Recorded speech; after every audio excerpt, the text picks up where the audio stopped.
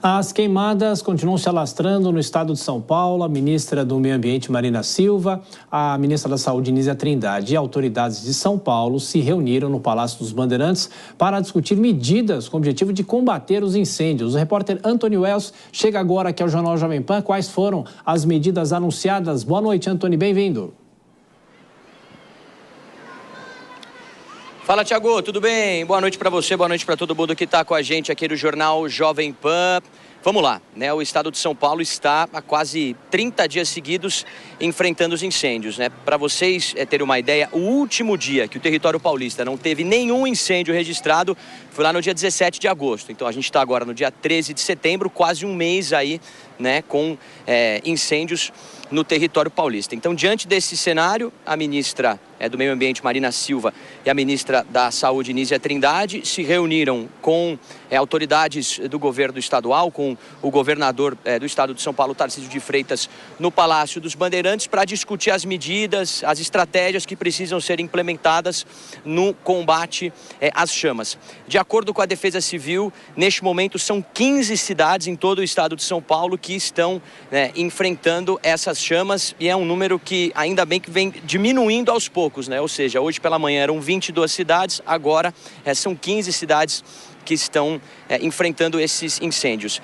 Então essa reunião, ela aconteceu, para responder melhor a sua pergunta, Thiago, depois do anúncio de 10 milhões de reais em recursos, tá?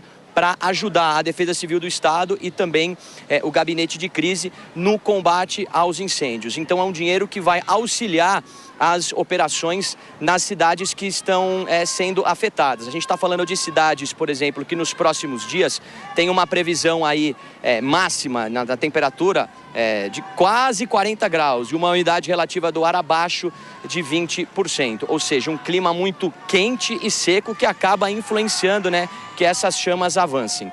Então, a gente lembra também que na semana passada o governo estadual já havia anunciado 6 milhões de reais para a contratação de aeronaves muito importantes no monitoramento desse fogo, né, que na maior parte das vezes é provocado por ações humanas. A Secretaria do Meio Ambiente, inclusive, informou que mais de 20 pessoas já foram presas por provocarem incêndios, que mais de 20 milhões de reais em multas já foram aplicadas, que foram mais de 2.000 ocorrências entre janeiro e agosto deste ano. Foram vários assuntos abordados na coletiva de imprensa que aconteceu depois dessa reunião e a gente separou um trechinho dela. Vamos ouvir primeiro um trecho da Marina Silva, ministra do Meio Ambiente, e depois da Nízia Trindade, ministra da Saúde. Vamos ver. Mais de 300 municípios estão em situação de incêndios, alguns já controlados, outros em combate, e vocês sabem que a toda hora tem novas ignições. Como os meteorologistas estão afirmando peremptoriamente que esses incêndios não ocorrem em função de incidência de raio, eles estão acontecendo em função de ação humana. Há um trabalho coordenado e em parceria dos órgãos estaduais de investigação com o governo federal para que a gente possa identificar a motivação, a razão e os responsáveis por esses incêndios.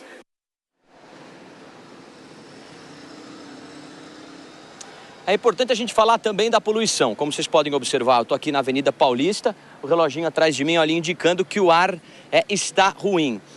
A poluição aqui na cidade de São Paulo está tão ruim que por alguns dias dessa semana, São Paulo foi a cidade mais poluída do mundo. A gente, inclusive, separou uma arte com um ranking das cidades mais poluídas. Esse ranking foi atualizado às 7h22 e o Brasil caiu 2 posições. Então, neste momento, a cidade mais poluída do mundo é a cidade do Kuwait.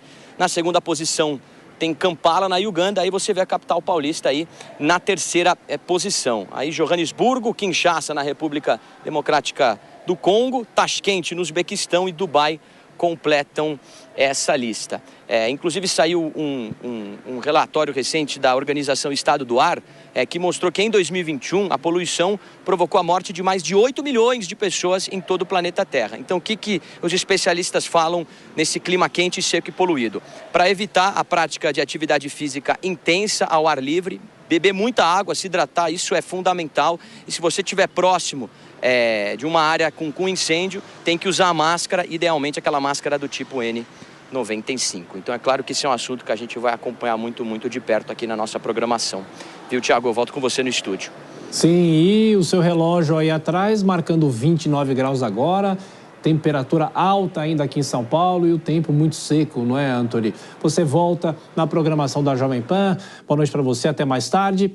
Bom, Dora Kramer, em relação a todas as medidas que vêm sendo tomadas, não só aqui em São Paulo, mas pelo país, é aquilo que a gente falava das enchentes no sul do Brasil, planejamento, né? Porque uma coisa é você adotar medidas para apagar o incêndio literalmente, outra coisa é você adotar medidas pensando em outros momentos como esse. Não que a gente critique que os poderes estejam, inclusive, unidos para fazer esse combate, para fazer frente a essa situação. Mas que isso é recorrente, e mais do que recorrente, esses eventos climáticos, porque, olha, sendo pela ação humana ou não, o resultado é o incêndio, o resultado é a enchente. Quer dizer, a enchente nunca é causada pela mão humana, mas o que eu quero dizer é que o poder público, ele está evidentemente, não adianta a gente ficar fingindo que não está, porque está realmente muito aquém da necessidade. Isso vai acontecer de novo no ano que vem, no outro ano, e vem acontecendo há muito tempo, e a gente repara que cada vez é pior e cada vez se pega, porque as consequências, quando é pior e não há um preparo adequado, é claro que o resultado é muito mais grave. Então, é algo que a gente vai sempre comentar do mesmo jeito. Por quê? Porque a situação fica sempre do mesmo jeito. Daqui a pouco, passada essa época, passada a seca, arrefecida essa situação de queimadas, de poluição muito intensa, a gente logo vai mudar de assunto, e o poder público também. Pois é, e as pessoas acabam esquecendo, não é, Vilela? E o próprio poder público também deixa de lado porque as prioridades são outras. Cada prioridade vai substituindo a outra. Pois é, o que falta no Brasil é planejamento, né? Nós temos um Ministério do Planejamento que trata de planejamento do ponto de vista orçamentário, do ponto de vista financeiro, mas falta no Brasil uma estrutura de planejamento no âmbito federal, estadual, municipal, justamente para se antever a esse tipo de desastre, esse tipo de problema. Uma hora é a questão de cheia, outra hora é a questão de chuva, outra hora é a questão de seca. Tudo isso hoje em dia, especialmente num contexto de mudanças climáticas, é possível que seja previsto, tem que ser previsto e tem que ser tomadas medidas antecipadas, do que ficar agora com força-tarefa, que de alguma forma pode tentar diminuir um pouco, mitigar os efeitos, mas não vai resolver o problema.